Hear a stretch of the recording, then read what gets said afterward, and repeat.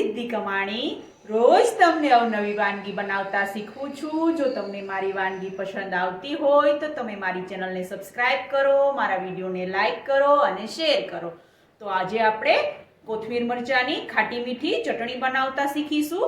જે ચટણીને તમે 8 થી 10 દિવસ સુધી એરટાઇટ ડબ્બામાં ભરી ફ્રીજમાં સ્ટોર કરી શકો છો અને ખાવામાં ખૂબ જ ટેસ્ટી બને છે। તો તમે મારો વિડીયો છેલ્લે સુધી જરૂરથી જોજો।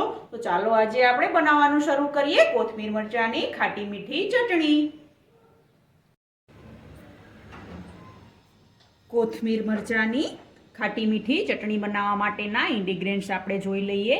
મેં 4 મોટી ચમચી કોથમીર લીધી છે, એના આખી નહીં મોટી મોટી સમારેલી લીધી છે દાંડલી સાથે। 1 મોટી ચમચી તેલ લીધું છે। 8 થી 10 તીખા મરચાં લીધા છે લીલા।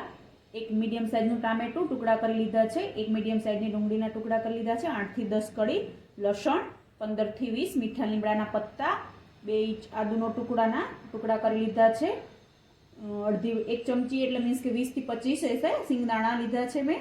1 ચમચી નમક, 1 મોટી ચમચી ખાંડ, 1 ચમચી લીંબુનો રસ અને આખું જીરું લીધું છે। તો ચાલો આપણે બનાવવાનું શરૂ કરીએ ખાટી મીઠી કોથમીર મરચાની ચટણી।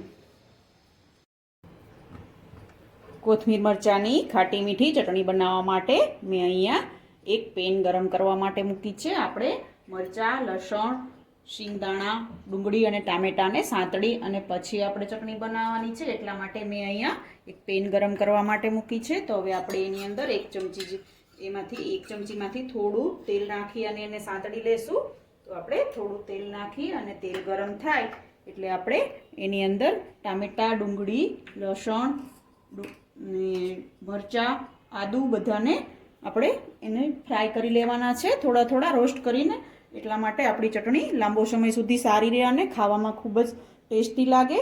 તો હવે આપણે એની અંદર જે મેં 1 મીડિયમ સાઇઝની ડુંગળી સમારીને લીધી હતી તે એડ કરી દઈશું।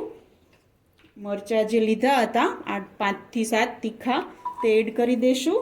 મરચાંના બી કાઢવાના નથી, એમનામ જ લેવાના છે, તો ચટણી એકદમ સ્પાઇસી અને ખાટી મીઠી બનશે। આદુના ટુકડા લીધા છે તે એડ કરી દઈશ।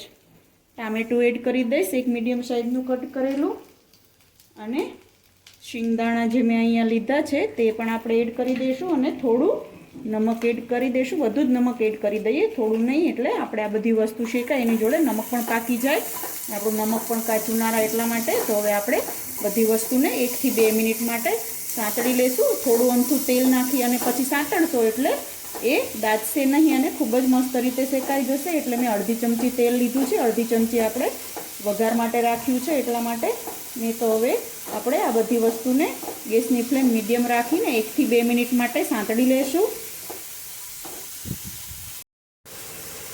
આપણી બધી જ વસ્તુ મસ્ત રીતે મીડિયમ સંતળાઈ ગઈ છે। તો આપણે બહુ સાંતળવાની નથી, નહીંતર ચટણીનો કલર ચેન્જ થઈ જશે।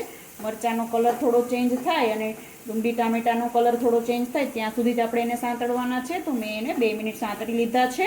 તો હવે આપણે એને ગેસની ફ્લેમ બંધ કરીને થોડી વાર માટે ઠંડા કરવા માટે રાખી દઈશું અને પછી આપણે એની ચટણી બનાવી લઈશું। આપણી ચટણી બનાવવા માટે મેં આદુ, મરચાં, લસણ, ડુંગળી, ટામેટાં અને સિંગદાણા જે સાંતળ્યા હતા તે તમે જોઈ શકો છો ઠંડા થઈ ગયા છે। તો હવે આપણે એને મિક્સિંગ બાઉલમાં એડ કરી દઈશું। તો મેં અહીંયા એક મિક્સિંગ બાઉલ લીધું છે, એની અંદર મેં જે મીઠા લીમડાના પત્તા છે તે લીધા છે તે એડ કરી દઈશું।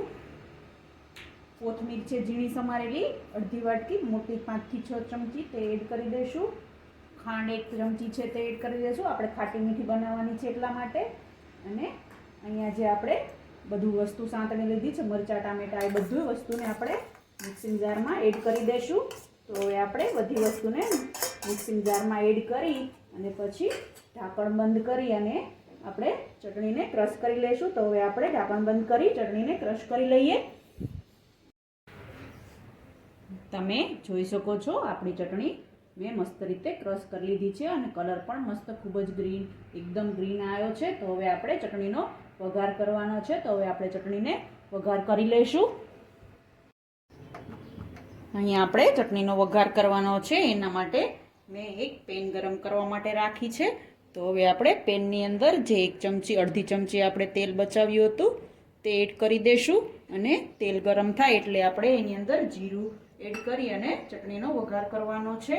તો આપણું તેલ ગરમ થાય એટલે આપણે વઘાર કરી લઈએ. આપણું તેલ ગરમ થઈ ગયું છે તો મેં અહીંયા એક નાની ચમચી આખું જીરું લીધું હતું તે એડ કરી દઈશું અને જીરાને વ્યવસ્થિત રીતે સાતળવા દેશું. તો જીરું સંતળાય પછી આપણે જે ચટણી બનાવી છે તે એની અંદર એડ કરી દેવાની છે. તો આપણું જીરું સંતળાઈ ગયું છે તો હવે આપણે જે ચટણી ક્રશ કરી હતી મિક્સિંગ જારમાં તે એડ કરી દઈશું અને પછી ગેસની ફ્લેમ બંધ કરી દેવાની છે, કારણ કે આપણે ચટણીને ઓલરેડી ચટણીના બધા ઇન્ગ્રીડિયન્ટ્સને આપણે રોસ્ટ કરી લીધા હતા તેલની અંદર, એટલે પકવવાની જરૂર નથી. આ તો આપણે વઘાર કરી અને ચટણી સ્ટોર કરીએ તો ચટણીને તમે 10 થી 15 દિવસ સુધી ફ્રીજમાં રાખી અને ખાઈ શકો છો. એટલા માટે આ સ્ટાઇલથી મેં ચટણી બનાવી છે. જો તમને મારી અવનવી વાનગી પસંદ આવતી હોય તો તમે મારી ચેનલને સબસ્ક્રાઈબ કરો, મારા વિડીયોને લાઈક કરો અને તમારા ગ્રુપમાં મારા વિડીયો શેર કરો. તો હવે આપણી ચટણીની અંદર વઘાર મસ્ત રીતે જીરાનો એડ થઈ ગયો છે. તો હવે આપણે જે લીંબુનો રસ રાખ્યો હતો બાકી તે એડ કરી અને વ્યવસ્થિત રીતે મિક્સ કરી અને આપણે એક સર્વિંગ બાઉલમાં કાઢી સર્વ કરી લેશું.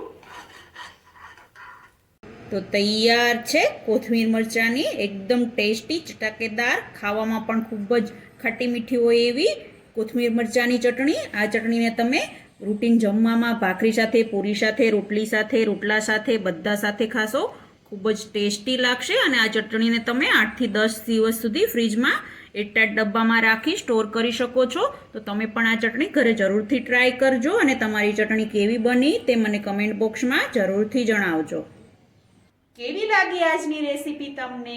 જો તમને મારી રેસીપી ગમી હોય તો તમે મારી ચેનલને સબસ્ક્રાઇબ કરો, મારા વિડીયોને લાઈક કરો અને શેર કરો. તો રોજ આવી અવનવી વાનગી જોવા માટે જોતા રહો રંગત, ખાણીપીણીના શોખીન ગુજરાતીઓની. Thanks for watching.